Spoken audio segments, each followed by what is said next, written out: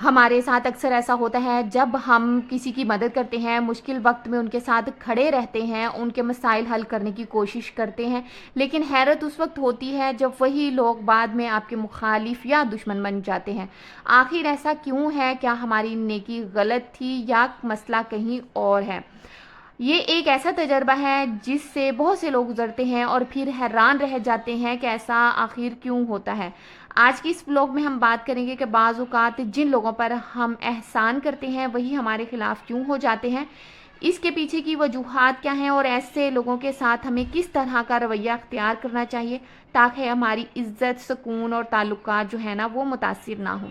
اگر آپ بھی کبھی اس صورتحال کا سامنا کر چکے ہیں تو یہ ولاگ آخر تک ضرور دیکھیں، کیونکہ آج کی ویڈیو آپ کی سوچ کو ایک نیا زاویہ دے سکتی ہے۔ تو چلیں شروع کرتے ہیں اس ویڈیو کو۔ السلام علیکم، کیسے ہیں آپ سب؟ امید کرتی ہوں کہ آپ سب خیریت سے ہوں گے۔ الحمدللہ میں بھی خیریت سے ہوں۔ ویڈیو پر آگے ہیں تو پلیز چینل کو سبسکرائب کریں اور ویڈیو کو اینڈ تک دیکھے گا۔ تو چلیں شروع کرتے ہیں۔ نمبر 1 پر ہے احسان کو حق سمجھ لینا۔ بعض اوقات جب بار بار مدد حاصل کر لیتے ہیں لوگ تو وہ اسے احسان کی بجائے اپنا حق سمجھنے لگتے ہیں، کیونکہ آپ نے کبھی انکار نہیں کیا ہوتا انہیں۔ جب بھی کسی نے کام بولا فوراً ہاں کر دی۔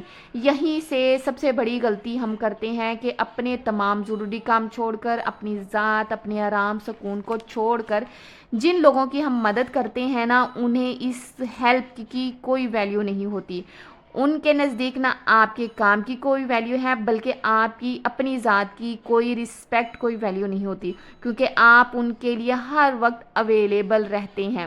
لیکن ان کی اصلیت تب سامنے آتی ہے جب آپ نہ انہیں کسی وجہ سے بھی ان کی دوبارہ ہیلپ نہیں کر پائیں تو وہ لوگ آپ کے تمام احسانات، تمام جو آپ نے ان کی ہیلپ کی ہوتی ان کو بھول جاتے ہیں اور آپ کو برا بلا کہنے لگ جاتے ہیں، آپ کے خلاف نیگیٹو باتیں کرتے ہیں، آپ کی جو امیج ہے اس کو خراب کرنے لگ جاتے ہیں فیملی میں، اور ارد گرد آپ کے خلاف جو ہے بری باتیں پھیلانا شروع کر دیتے ہیں۔ نمبر 2 پر ہے توقعات کا جو ہے بڑھ جانا۔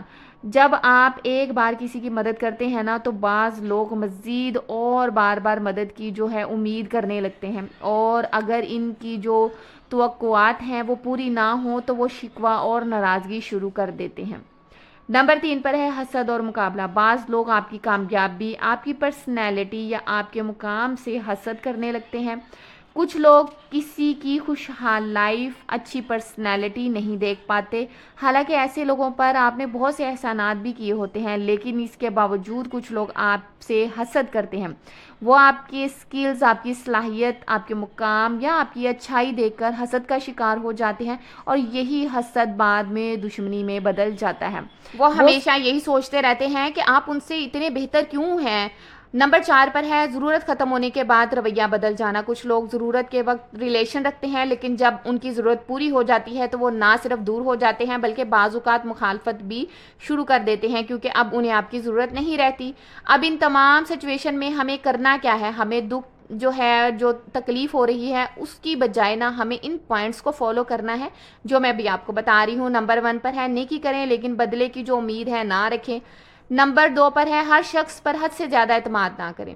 نمبر 3 پر ہے اپنی مدد کو عادت نہ بنائیں بلکہ ضرورت کے مطابق کریں۔ نمبر 4 پر لوگوں کے رویے کو ذاتی ناکامی نہ سمجھیں۔ نمبر 5 اپنی سیلف ریسپیکٹ اور باؤنڈریز کا خیال رکھیں۔ آخر میں صرف اتنا کہوں گی، ہر وہ شخص جو آپ کی مدد سے فائدہ اٹھائے یا ضروری نہیں ہے کہ وہ آپ کا ہمیشہ ہی خیر خواہ رہے، اس لیے دوسروں کی مدد ضرور کریں لیکن اپنی خوشی، سکون اور عزت نفس کو کسی کے رویے سے وابستہ نہ کریں۔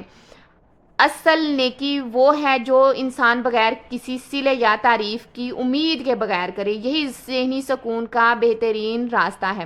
تو امید کرتی ہوں کہ میری آج کی ویڈیو پسند آئی ہوگی۔ پسند آئے تو پلیز چینل کو سبسکرائب کریں، ویڈیو کو لائک کریں، کامنٹ ضرور کریں۔